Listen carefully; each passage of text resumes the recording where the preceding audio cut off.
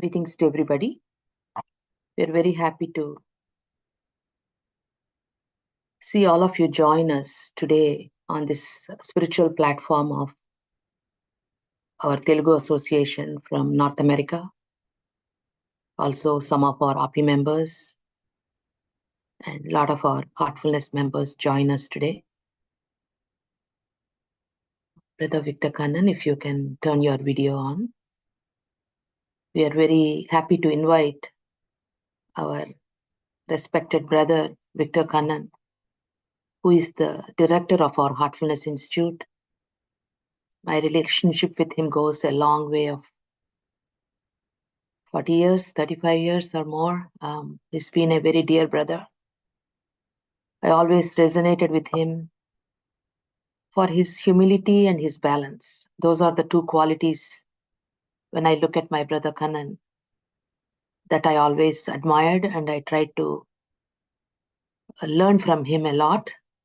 And today it's a very happy day for me to be able to invite Brother Victor to talk on this topic of joy and prosperity, which revered Daji has touched upon during our Basant celebration. So with that, I leave the platform for Brother Victor to take over. Those of you, if you're unable to hear, please increase your volume. You're all muted, but your volume button will be there. Please do increase the volume button so you can hear that. Welcome to one and all. Welcome, Victor Bhai. Thank you for joining us today. Thank you so much, Umaben. It's a great pleasure to be with all of you. And this is an ongoing journey for all of us. And we learn from each other, and we are inspired by each other. And I was thinking about joy and prosperity a few months ago, and it looks like it's in the air and continues to be in the air. And of course, when the new year turns over, we add prosperity to joy. We wish people joy, and we wish people prosperity. So we will look at those ideas, and thank you for this opportunity to share some of them. And let's see how we can expand these ideas in the next few weeks. Or, I'm told that Daji is coming next week, right? So this may be a good exercise for us to contemplate some of these ideas. So I have a few slides, and so I wanted to start off with some reflections, and then we will go into meditation, and then come back for a few slides of discussion. So generally, we all seek joy, and of course, prosperity in the mundane world, because we seek prosperity for joy. We associate with each other for joy. Joy is our inner nature. Joy is what we long for. But of course, there are so many words that surround it: happiness, contentment, satisfaction. All of those things are surrounding this terminology, joy. But we take joy because it has got a subtler essence to it. It has got a spiritual underpinning to it. And many times, it is not very noisy. Happiness, success, celebration can be noisy. And of course, we want to celebrate. But the term joy has got a vibration of quiet exuberance. It is not a noisy exuberance, but a quiet exuberance. And we will see how this can be discussed in the next few slides. But in the mundane world, which is a reflection of the spiritual world, all we seek, all we try, all we do is a proxy for something that the soul is yearning for. We engage in activity only to take rest. We look for things only to find happiness. But how do we know what we seek shall bring us real joy and prosperity. So these are some reflections I want to leave you with, and then lead us all into perhaps 15 to 20 minutes of meditation. So if you are all comfortably seated, phone switched off other than if you are watching this on your mobile, and gently close your eyes. Take a deep breath. Let go. Be relaxed.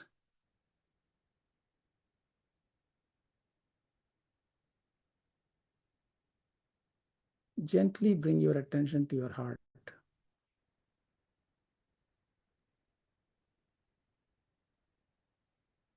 Imagine you are connected to the source and your heart is filled with divine light.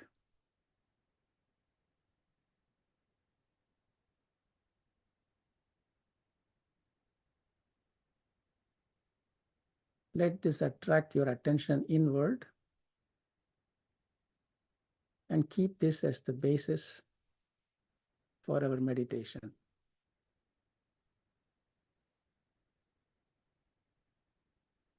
If the mind wanders, gently bring it back to your heart,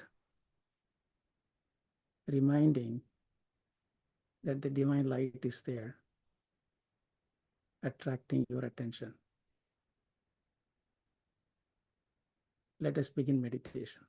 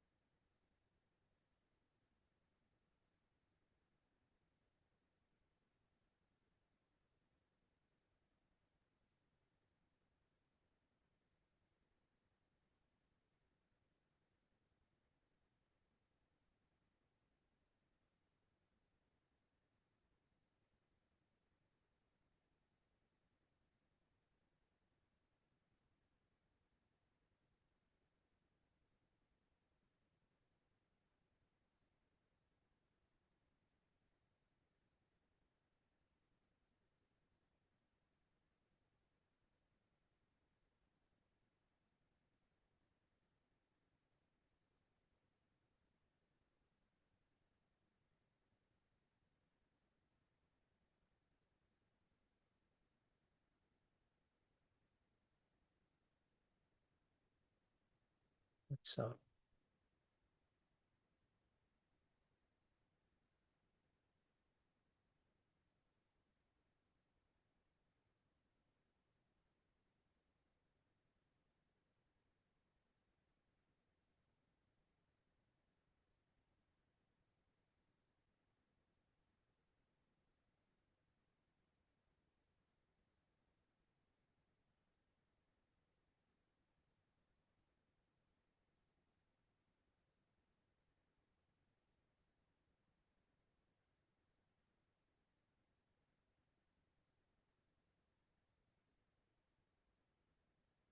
So if we all come back gently and let's move along with the presentation. When we think of joy, we cannot forget sorrow. It's not realistic, it's not practical, and it is not even empathetic. We suffer, our friends suffer, families suffer, countries and communities suffer. But how do we deal with this opposite? There is a need for transcendence. It's not that we don't care about the causes of suffering. It's not that we don't take care of the pain, address sadness, and mitigate them. But as a spiritual aspirant, we are inspired to transcend. So the opposites coexist. And in fact, we shouldn't even think of them as opposites. They are on the same plane. One end is joy, the other end is sorrow. So the idea is to keep a balance and recognize the sadness, recognize the sorrows, and accept the causes of misery. But we have to transcend them. We have to overcome them. And so when we talk of joy, we should not forget about sorrow. When we talk of prosperity, we should not forget about poverty. I think in order for us to aspire for oneness, it is the recognition of the two sides and transcending the two sides that is going to cement us on the oneness. So opposites are not bad. In fact, as we begin to deepen our understanding of so many conditions, words are going to fail us. They are not going to be adequate. Most of these words will sound antiquated as we move along in heartfulness. So the opposites coexist and we accept them. I'm reminded of this story of Akbar asking Birbal in terms of a sentence, a plaque, or a statement that if we read in happy times, we become sad. And if we read in sad times, we become happy. There are several versions of this story, but this indicates that things always change. And Birbal wrote on a big banner, "This too shall pass." And this is a very oft quoted consolation for all of us. When we are in difficulty, we remind ourselves, this too shall pass. When we have a painful scenario, we remind ourselves, this too shall pass. But this too shall pass is also applicable when we are happy, when we are joyous in the mundane world, when we have happiness and joy that is conditional. Anything that is conditional is transitory. But we have to enjoy the moment and embrace the change as it comes. This too shall pass signifies the ever-changing moment that we are. But at the same time, we are reminded the present is the only thing we got. Past and the future are a continuous present. And so how can we be in the future if we are not in the present? How can we reconcile and be in the present unless we reconcile the past? In order for us to be in the present, we reconcile the past. In order for us to be in the present, we await the future and embrace the change. And so the opposites of joys and sorrows, prosperity and poverty, are in the mundane. The changes happen until we reach a changeless state. And that, to me, is when we transcend the duality. And in fact, even though I was inspiring or urging all of you to reflect, one of the things that came to me in this meditation is every point in our heart region, point 1, contentment, point 2, peace, point 3, love, point 4, courage, point 5, clarity. These are the positive sides of the duality, but all of them contribute to joy. When you are content, you are happy and joyful. When you are in peace, at peace, it contributes to joy. Can you imagine a person who doesn't have peace to be joyful? Not possible. Can you imagine a person who is joyful, who's not content? Not possible.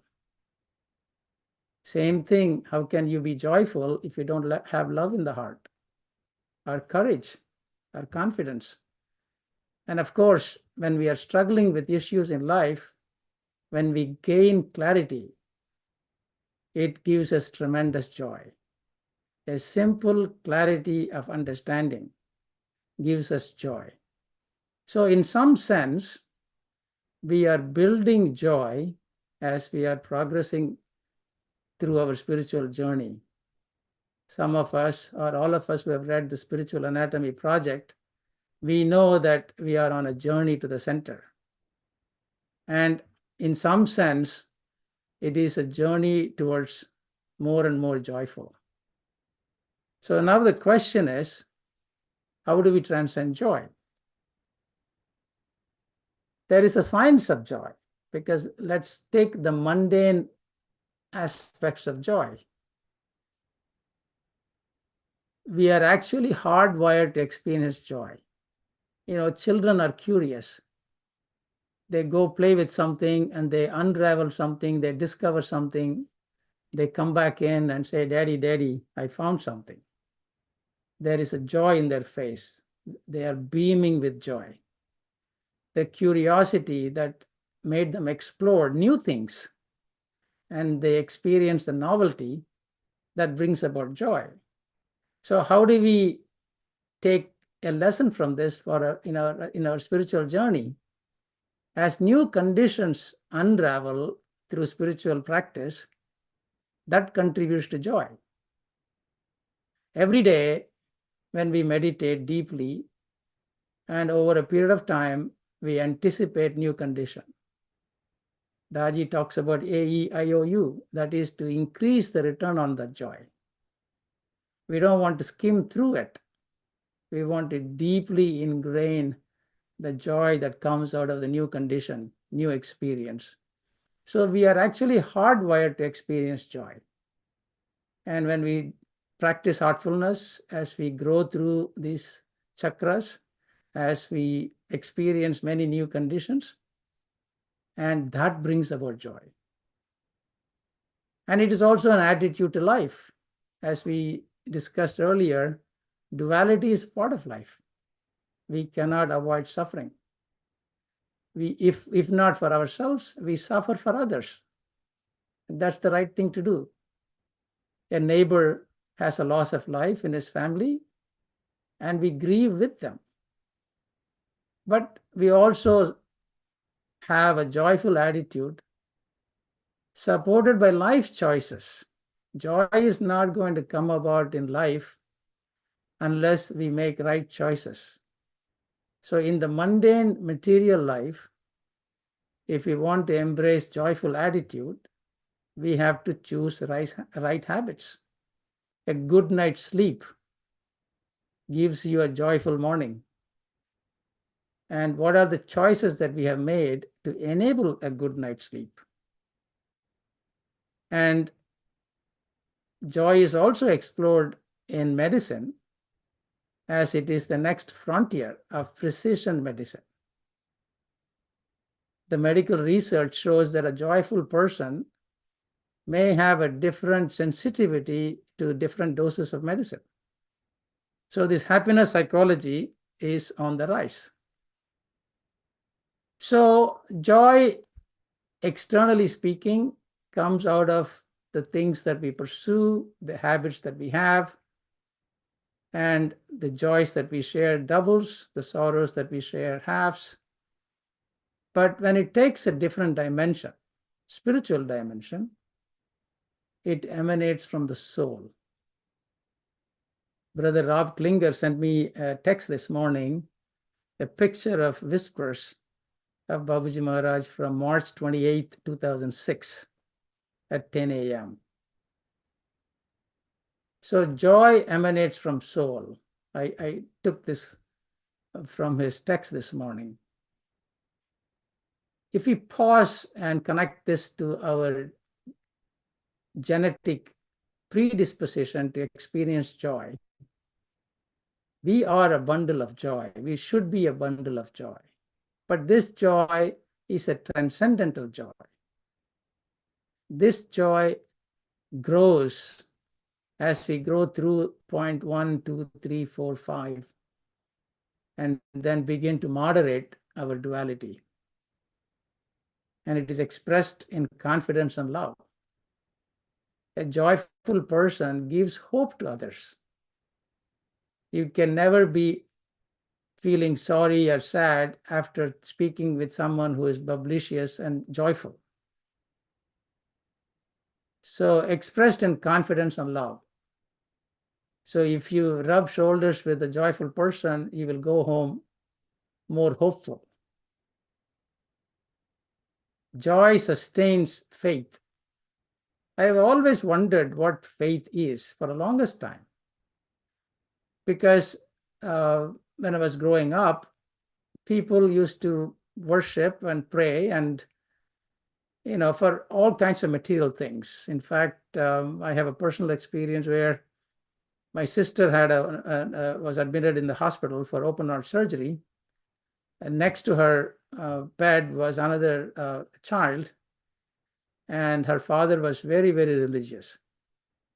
And he would go to the temple every day, come to the hospital and distribute prasad. And then there was no reason to doubt his faith. And also, he had every right to expect his God to take care of his daughter. But the day of the surgery came, and unfortunately, that little girl did not return. And his faith was broken. So I've always wondered about the faith that is conditional, that is expectation-based. And so to me, it didn't make any sense to me. Obedience, yes. Dependence, yes. But faith did not make any sense. But this statement here, joy sustains faith, is a critical formula. If faith is based on expectation and expectation disappoints you, faith is on a toss. So joy sustains faith. And we have heard Babuji say several times, and Daji repeated it, joy attracts grace. Now, what is the purpose of this grace?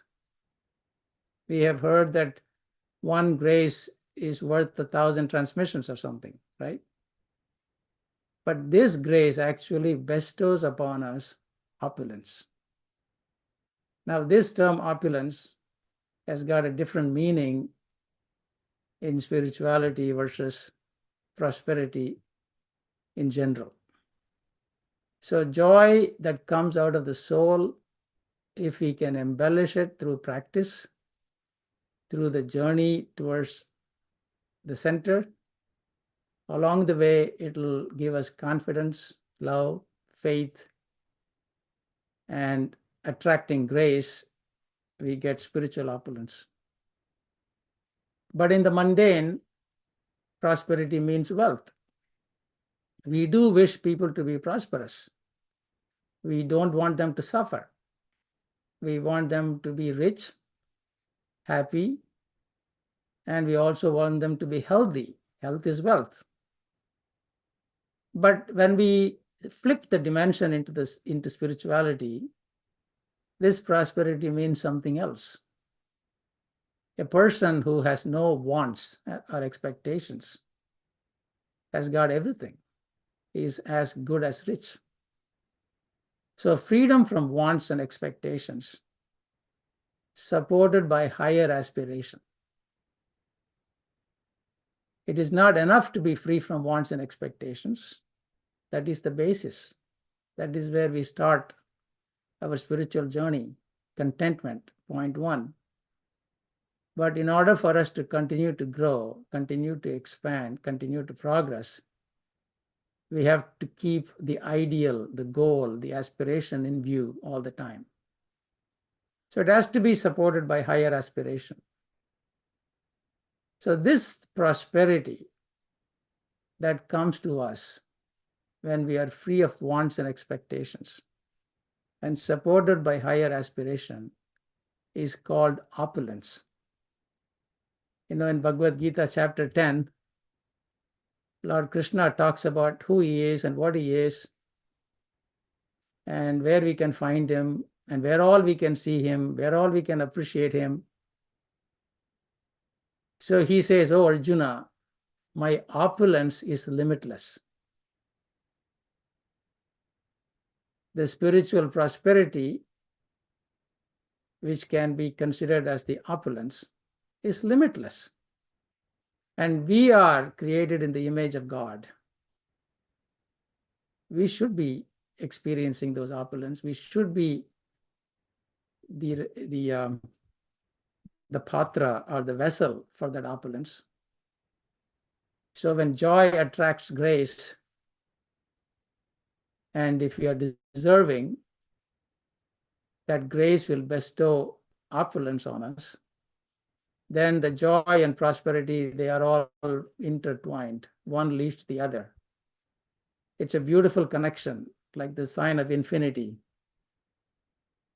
So joy and prosperity, spiritual joy and spiritual opulence, they dance together like the whirling dervishes, circling around, going up and up, reinforcing one with the other. The idea of journey sometimes is linear. It does not justify, it doesn't give us a full understanding of a spiritual journey, which is circular and spiral and moving upwards. So opulence is the beauty and luster brought about by purity of the heart.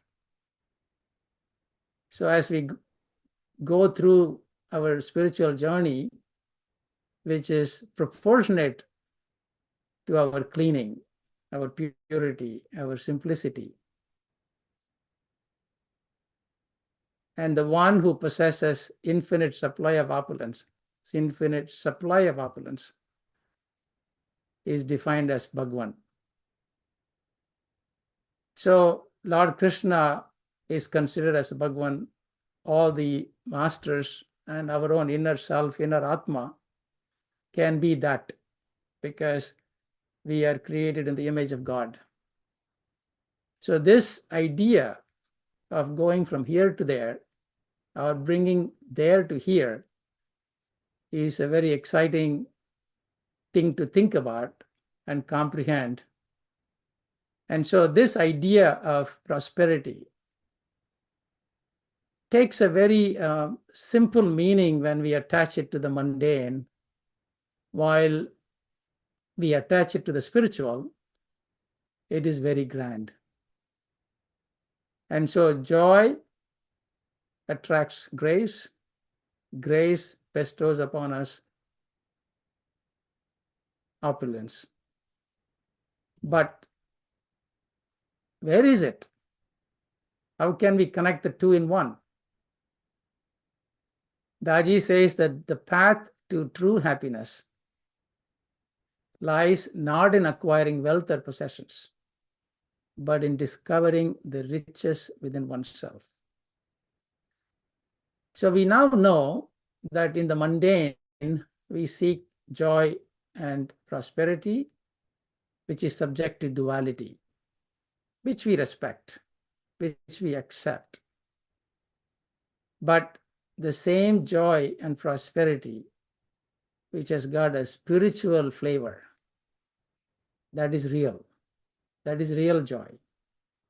And that real joy will make us deserve the spiritual wealth that we are craving for.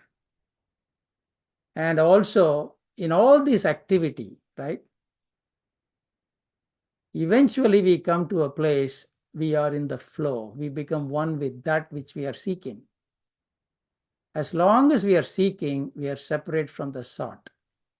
As long as we are experiencing, we are progressing. But as long as we are progressing, we are yet to reach the destination. But that is how the journey goes. It takes a threshold, several thresholds, several shifts in consciousness in order for us to continue to unravel that simple beauty that we have within and the simple purity that we have within and the combination of joy and prosperity that we have within. So the path to true happiness is in discovering the riches within oneself.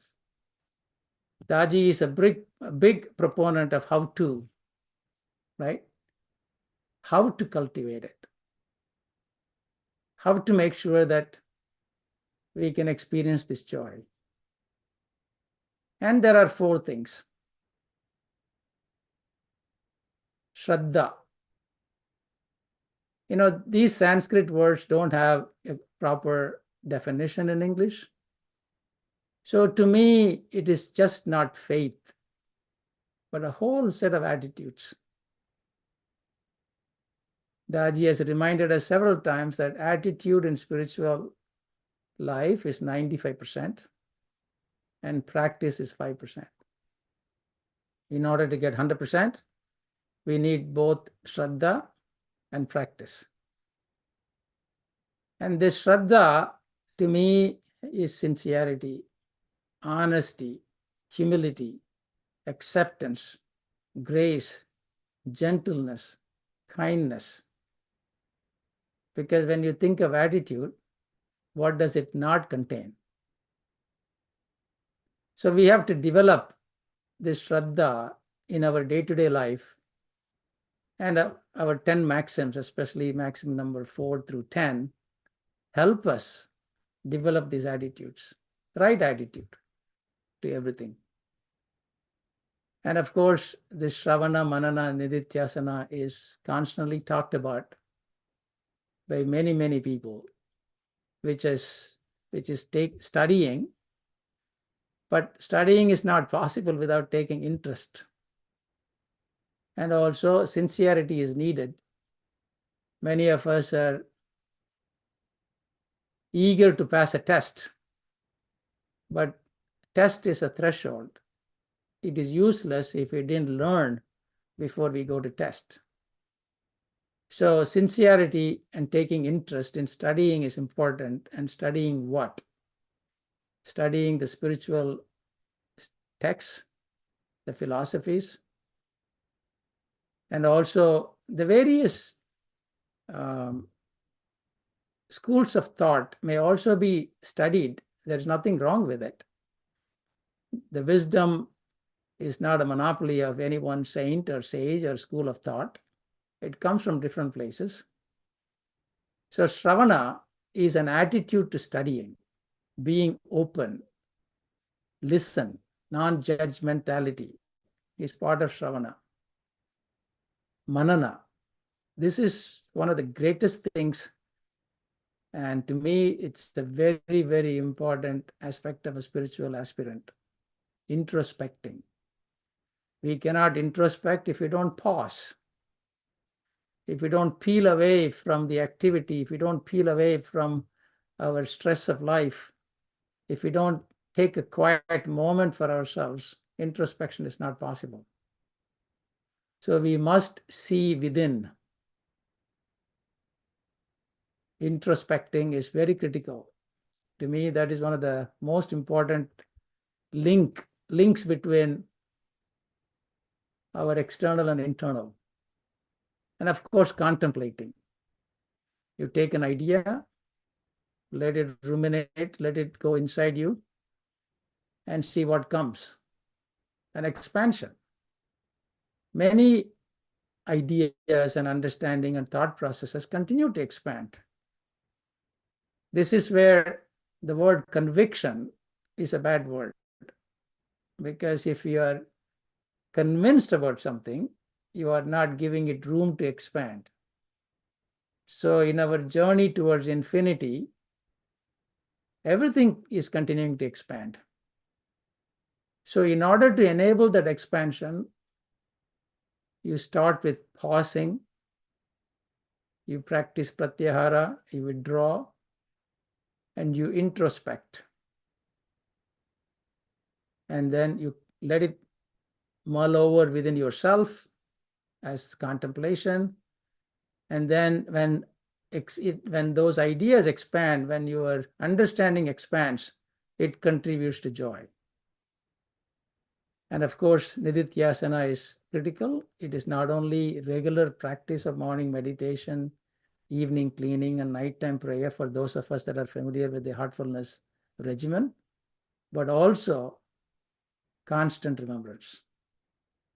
I would include constant remembrance as part of nididhyasana. It should become the base, like breathing.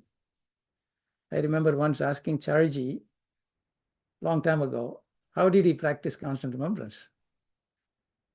And then he said he didn't. I said, what do you mean you didn't?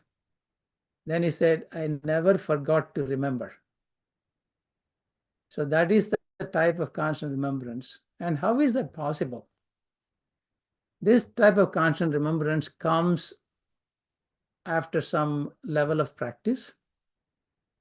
It can be instantaneous or it can come after several decades. But it is the feeling of constant connection. It is almost like the swar in the back of the music, right? It is constantly there. And when it is not there, you will remember. When it is there, it is part of you. And so we can relate to what Chariji said, that he never forgot to remember. Initially, we do constant remembrance as a ritual.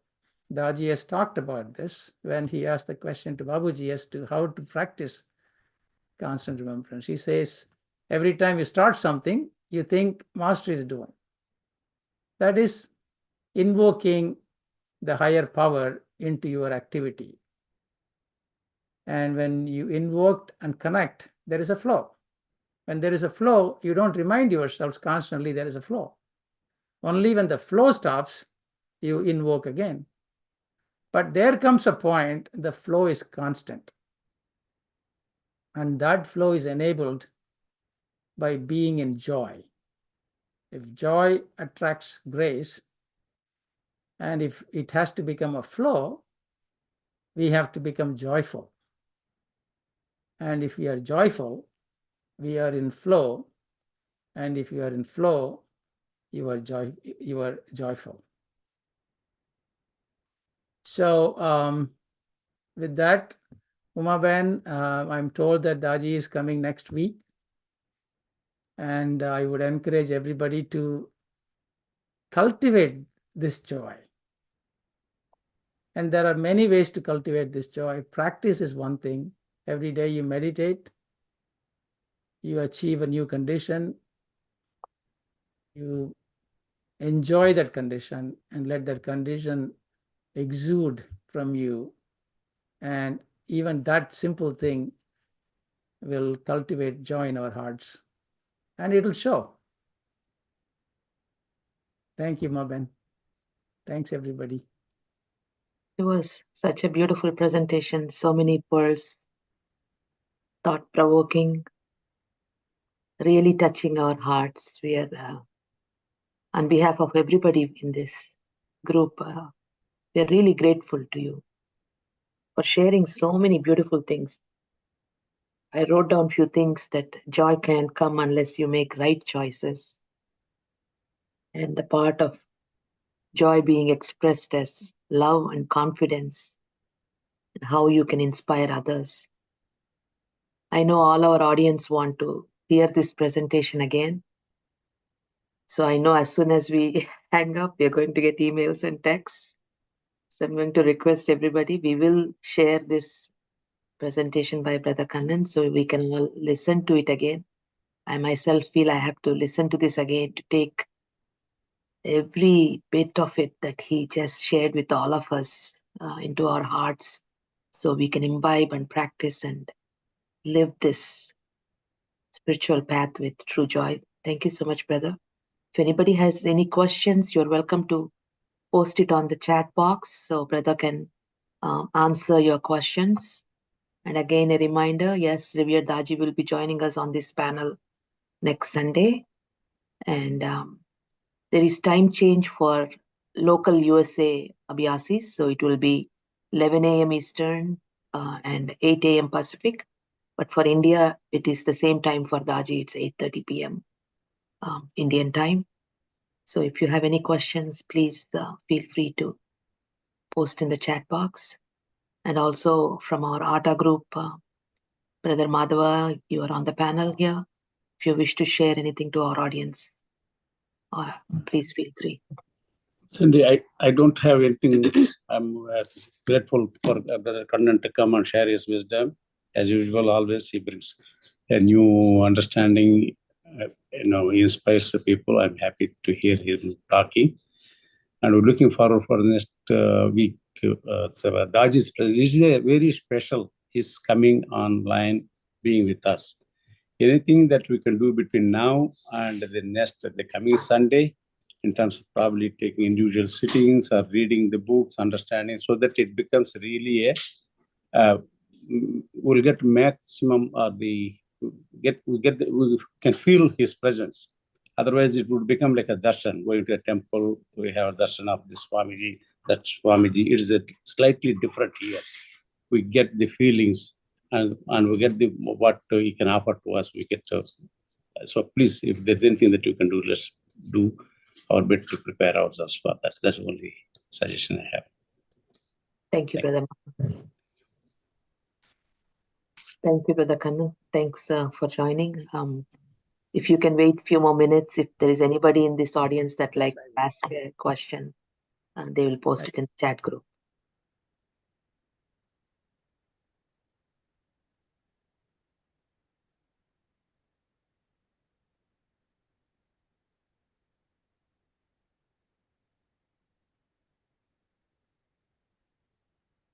So there is one question here. How do we know that the practice is working?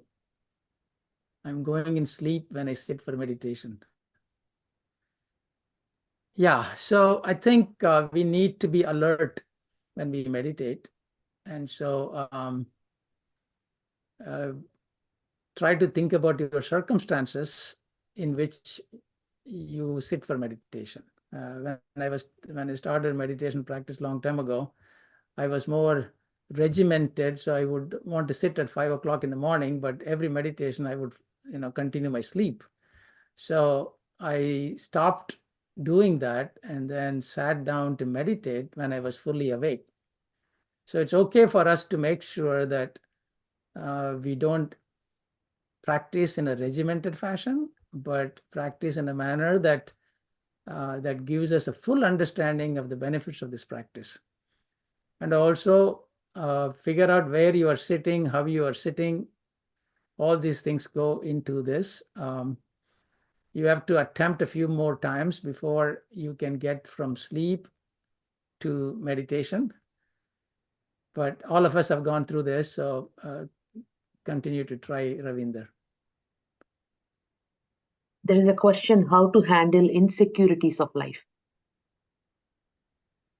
So the insecurities of life is so many things go into any one of those emotions. Many times we try to take that emotion out, but many of them are complexities, right? If insecurity comes out of a single thing, it's easy to resolve.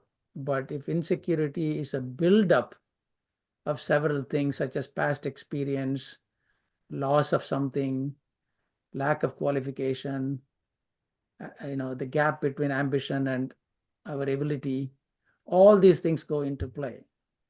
But I don't want to simply say have faith that will solve your insecurity, or have faith in the master. Of course, those are all part of how we want to help ourselves. Daji says that give all of your worries to Babuji, right? Try that by all means. But we also want to be able to understand the causes of those insecurities and then try to take care of them. Because we are grown up enough that we have the capacity to solve the problems that we have. I mean, we need to believe in the generosity of the universe and say, the problems that I have been given to me because I have the capacity to solve them. There is no problem that I have which is beyond my capacity to solve. And we can extend this to our community. See, our community is here to help each other. I can list number of people that have helped me. I have been out of jobs. I have had no money. We needed people to take care of our situation. I can list number of people that have helped me in my life. And in fact, as a quick story, Uma, when I was maybe 2 or 3 years old, I was about to be run over by a truck. And a person whom I've never met, whom I have never seen, plunged to help me out. I mean, pushed me aside, right? And later on, my brothers told me it was a school teacher from that village where my father was working. He saw me just, running after a ball while a truck was coming, and he pushed me out so that I could be saved. So there is a lot of people that help us. So don't be ashamed or afraid or fearful of asking, because it's very important for us to at least confide in somebody. So there is a lot of trainers that we have. Their job it is to be generous and non-judgmental. So have confidence in your trainers, in your preceptors, in your friends, somebody that you love, and go talk to them so that they can help you get a better perspective in terms of the insecurities that you are suffering from. Beautifully said.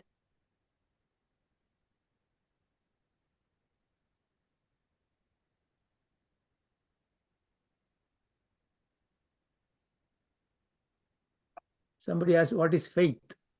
Anam Ashraf. As I told you, I was struggling with that faith for a long time because I didn't understand what it means, what it meant. To me, faith gives hope, and hope makes you think positive. So it's a very simple formula. Develop faith for the sake of having hope. Have hope so that things will be positive.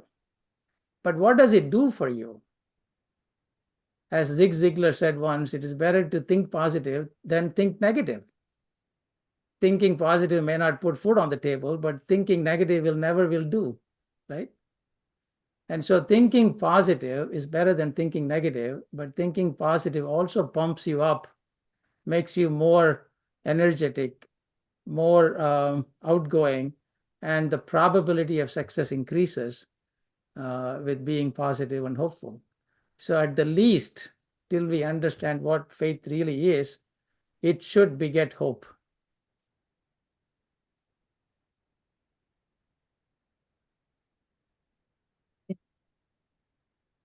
There are so many other questions, and people that are asking me questions directly. Uma, how do you want to handle that? Yeah, go ahead and answer what all you can. That we let you choose.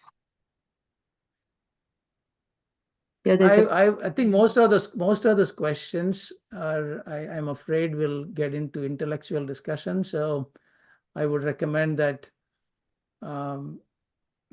take joy in a spiritual sense, and then understand the prosperity is something that is our divine nature.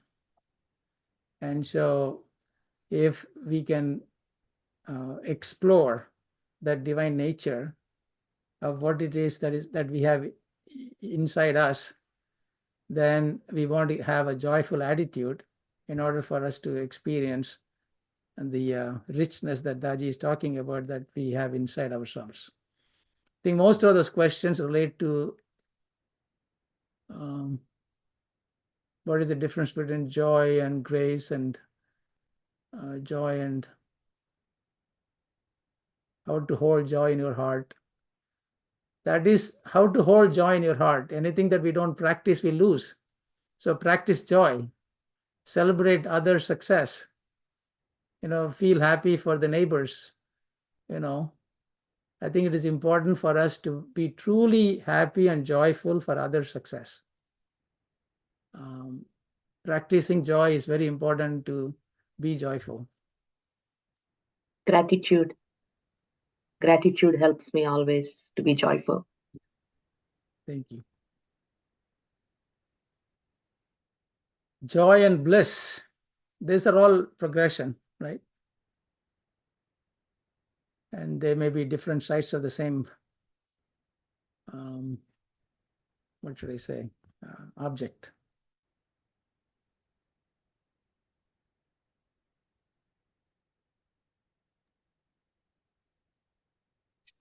How to explain joy to a 17-year-old? It is better to be joyful than to explain it. They look at us as examples, right? As role models. We cannot talk about anything that we don't have it inside.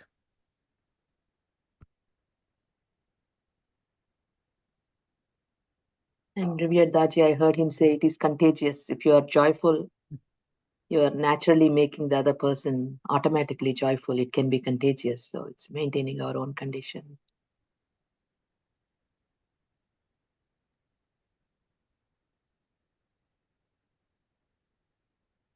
One doesn't have to transcend joy to experience opulence. It is all, like I said, it is a virtuous cycle, like the sign of infinity, one reinforcing the other. So joy attracts grace, grace bestows opulence.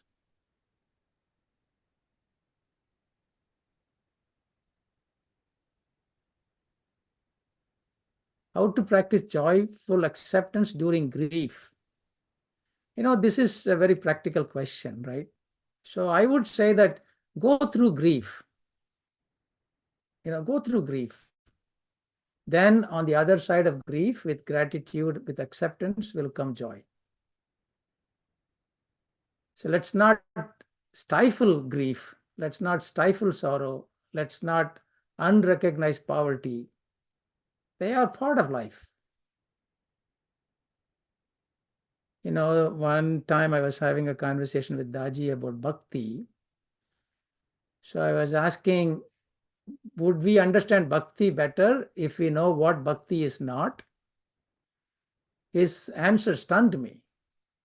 He says, every expression is bhakti. And then he went on to give me one example from a movie or something like that, where a lady tells the boy or the boyfriend that I don't hate you, and I don't hate you enough to love you, or I don't love you enough to hate you. Something like that. I don't love you enough to hate you. So to him, everything is love. Every expression is love. Love is all. All is love. And so how to practice joy? And it is not that we want to stifle grief, stifle sorrow. Recognizing these exist is very important. Recognizing that acceptance is what helps you transcend, not denying. So you accept a loss and you go through grief, it will help you move to joy, because joy is your inner nature. What is left after grief is gone is joy.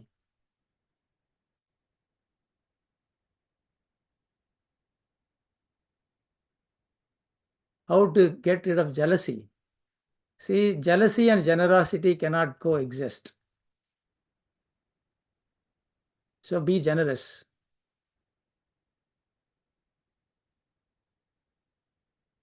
Long time ago, I read, if you want to get rid of envy, emulate. Right? Or in modern slang, if you can't beat them, join them. But this is a bigger issue, jealousy. Jealousy, insecurity, right? Jealousy can contribute to insecurity.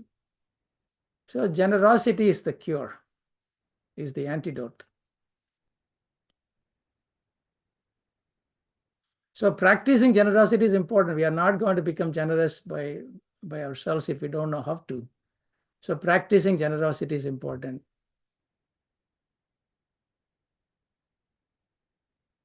And sending love to people that you are jealous.